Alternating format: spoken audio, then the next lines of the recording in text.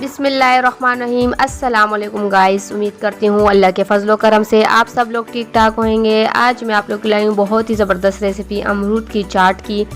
तो अमरूद का सीज़न चल रहा है तो बहुत ही ज़बरदस्त और मज़ेदार रेसिपी बनने वाली है। तो सबसे पहले हम लोगों ने एक बोल ले लिया है, इसमें हम अमरूद इस तरह क्यूब की शक्ल में काट देंगे।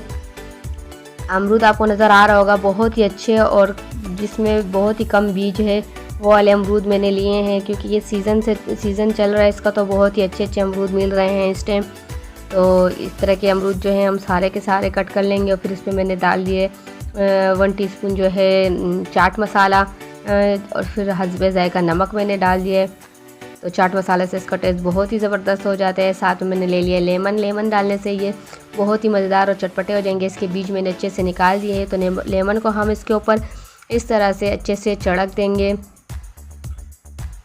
लेमन भी बहुत ही अच्छे जूसी लेमन है, तो अगर आप चाहे तो इमली का पानी भी ले सकते हैं साथ में।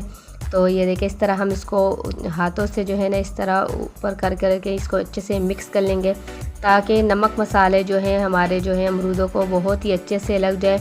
ये अमरूद की चाट बहुत ही टेस्टी होती है, यकीन जाने आप एक दफ़ा बनाएंगे तो आपका दिल करेगा आप इसे बार बार बनाएंगे इंशाल्लाह।